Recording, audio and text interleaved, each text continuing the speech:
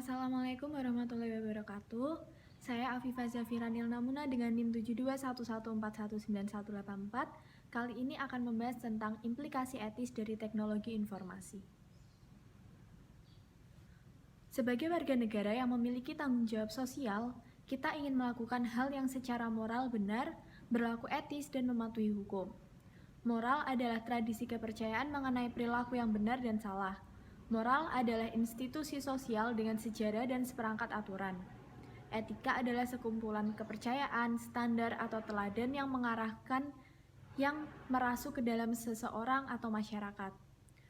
Hukum adalah peraturan perilaku formal yang diterapkan oleh otoritas yang berwenang seperti pemerintah terhadap subjek atau warga negaranya. Setelah Undang-Undang Komputer Amerika Serikat mulai diterapkan, undang-undang ini berfokus pada berbagai hak dan batasan yang berkaitan dengan akses data, khususnya data kredit dan data yang dipegang oleh pemerintah. Privasi, kejahatan komputer, dan paten peranti lunak merupakan fokus utama. Hak dan batasan akses data.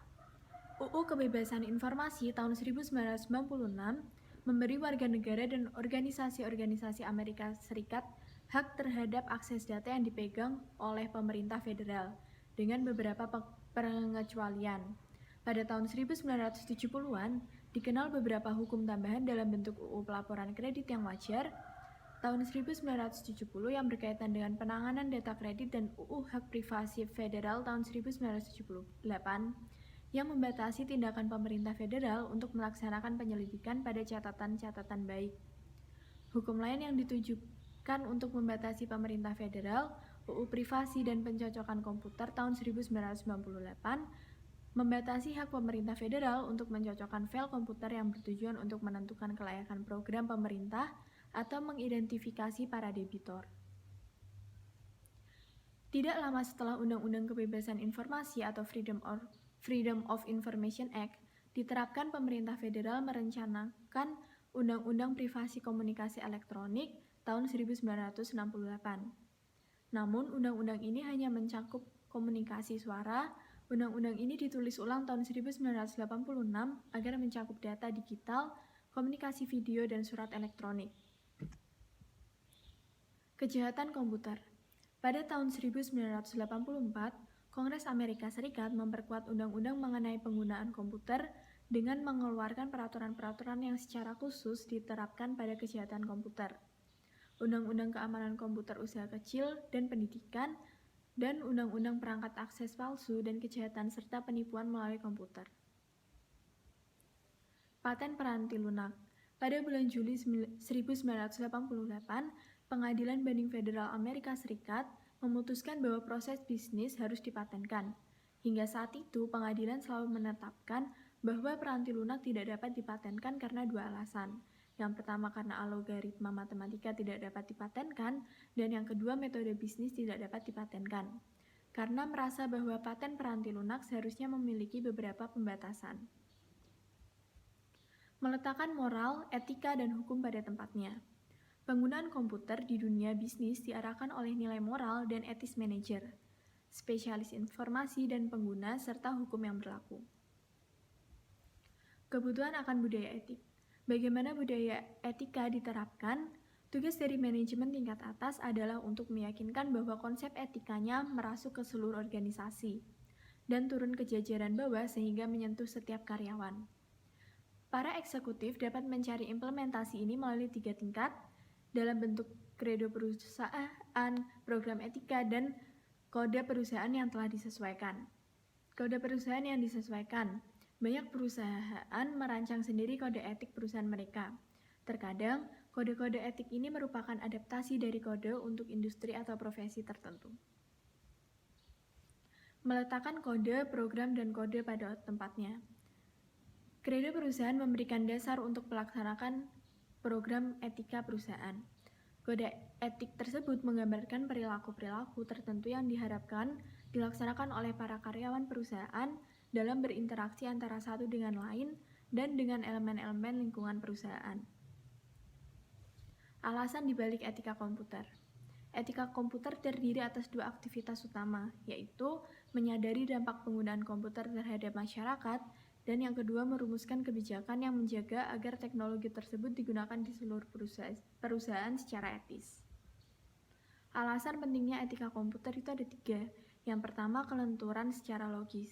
Kemampuan untuk memprogram komputer untuk melakukan hampir saja yang ingin kita lakukan. Yang kedua, faktor transformasi. Didasarkan pada fakta bahwa komputer dapat mengubah cara kita mengerjakan sesuatu dengan drastis. Dan yang ketiga, faktor ketidaktampakan. Masyarakat memandang komputer sebagai kotak hitam.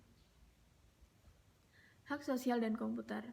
Klasifikasi hak-hak manusia dalam wilayah komputer yang paling banyak dipublikasikan adalah PAPA rancangan Richard O. Mason. Mason menciptakan akronim PAPA untuk mempresentasikan 4 hak dasar masyarakat sehubungan dengan informasi. Yang pertama, privacy, yang kedua, akurasi, dan yang ketiga, kepemilikan dan aksesibilitas.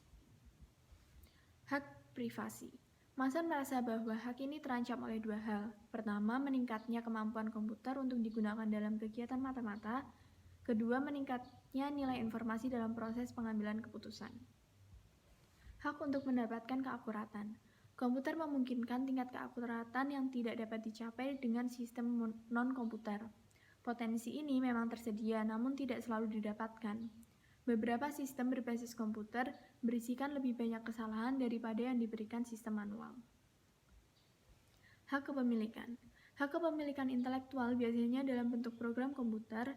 Federer peranti lunak dapat menghindari pencurian hak kepemilikan intelektual melalui undang-undang hak cipta, hak paten, dan persetujuan lisensi. Peranti lunak tidak dilindungi oleh hak cipta atau hukum paten. Sekarang keduanya dapat digunakan untuk memberikan perlindungan. Selanjutnya, hak mendapatkan akses. Akses sebelum diperkenalkannya basis data yang terkomputerisasi, kebanyakan informasi tersedia untuk masyarakat umum dalam bentuk dokumen cetak atau gambar mikroformat yang disimpan di perpustakaan. Informasi ini berisikan berita, hasil penelitian ilmiah, statistik pemerintah, dan lain-lain. Sekarang kebanyakan informasi ini telah dikonversikan ke basis data komersial, sehingga membuat ketersediaannya untuk masyarakat berkurang. Selanjutnya ada audit informasi. Saat menyusun etika pengguna komputer, satu kelompok dapat memegang peranan yang amat penting. Mereka adalah para auditor internal. Perusahaan dengan semua ukuran mengandalkan auditor eksternal dan luar organisasi untuk memverifikasi keakuratan catatan akuntansi. Perusahaan-perusahaan yang lebih besar memiliki staf tersendiri yang berfungsi sebagai auditor internal yang melaksanakan analisis yang sama seperti auditor eksternal maupun memiliki tanggung jawab yang lebih luas. Pentingnya objektivitas.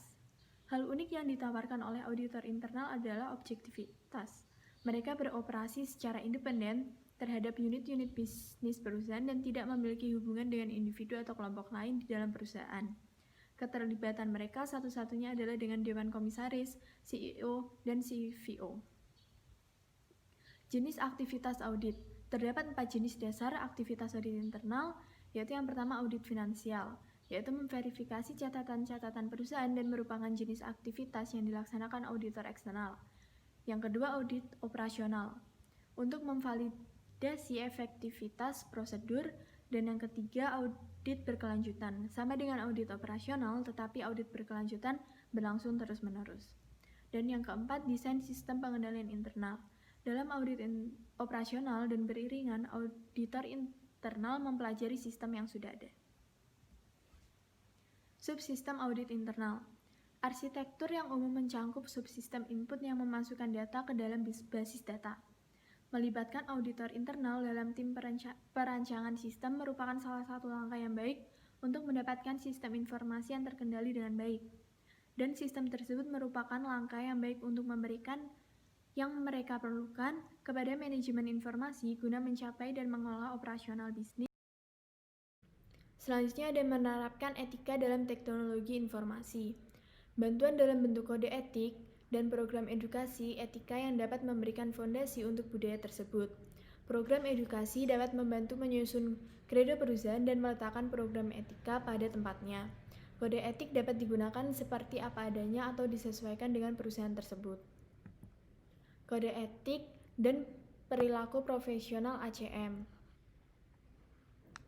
Bentuk kode etik ACM diadopsi pada tahun 1992 dan berisikan keharusan yang merupakan pernyataan tanggung jawab pribadi, keharusan moral umum, tanggung jawab profesional yang lebih spesifik, keharusan kepemimpinan organisasi, dan kepatuhan terhadap kode. Sekian dari saya, terima kasih. Wassalamualaikum warahmatullahi wabarakatuh.